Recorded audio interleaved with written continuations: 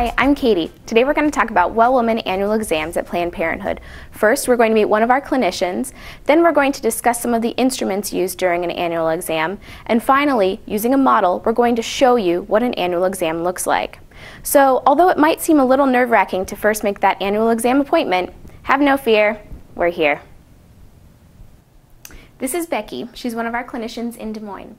So Becky, tell us a little bit more about annual exams. What are they? How often should we get them? And what really happens? Okay.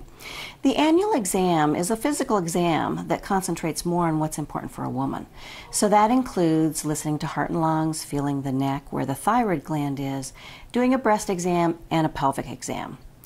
This is also a great time to talk about their menstrual cycles, contraception options, sexually transmitted infections, how to do their own self-breast exams, and any other issues that they might have. A woman should start to get an exam once you've become sexually active.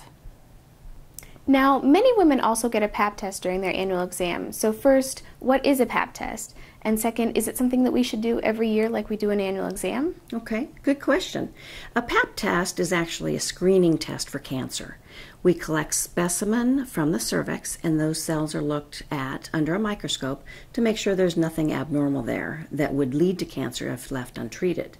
The Pap does not have to be done every year. We used to do that, but now the recommendations are start doing your Pap tests 3 years after you first had sex, and every 2 to 3 years after that.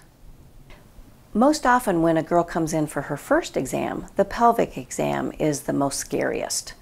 So I'm going to show you what that includes. This is a speculum.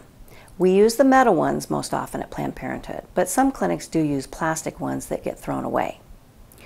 We insert this into the vagina, open it up so we can see the cervix at the end. The cervix will look like a little donut with a hole in the center. To collect the Pap test, we use two different things. One is the spatula, and that goes on the outside of the cervix. The other one is the brush, and that goes on the inside of the cervix where we can't see. So that's the pre-screening test. After the pelvic exam and the Pap smear is collected, then we take the speculum out, and then the next part of the exam is called the bimanual exam. That means 2 hands. So with one hand, 2 fingers are lubricated, goes into the vagina, push up on the cervix so we can feel the uterus and the ovaries from the abdomen. We want to make sure everything feels normal and looks fine and doesn't hurt when we push on it. Now, also included in the pelvic exam is evaluation for sexually transmitted infections, the STI test.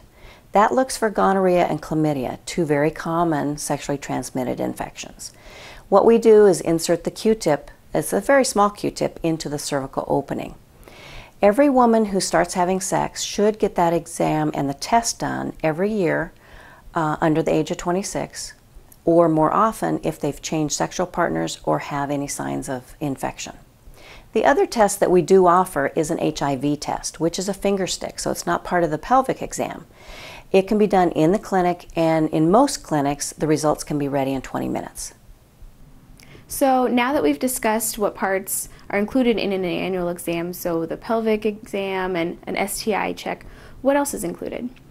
The breast exam is a very important part of the annual exam. And what we mainly do is a clinical breast exam. So the clinician will feel the breasts and make sure everything feels normal. But what we also do is encourage you to do your own breast exams. What that will be is we like you to do it after a period. That's the best time to do it, when the breasts are not so tender and full or swollen. And in the shower is a good place to do it. And what you'll do is circular motion as you go around all the way, and each time you go around, then you get a little closer to the nipple. So you do that, and then feel under the nipple, and then up under your arm you do have some breast tissue, so you want to check there too. You squeeze on the nipple, make sure there's no discharge. If there's discharge and you're not pregnant or breastfeeding, that's abnormal. So we recommend a breast exam, everybody to do their own breast exams once a month, but come in for a clinical breast exam once a year. Well, thank you so much, Becky, for answering all of our questions about annual exams. You bet. So now you know just how easy it is to have an annual exam and a Pap test and an STI check if your clinician recommends it. Thank you so much for trusting us as your healthcare provider, and enjoy your exam.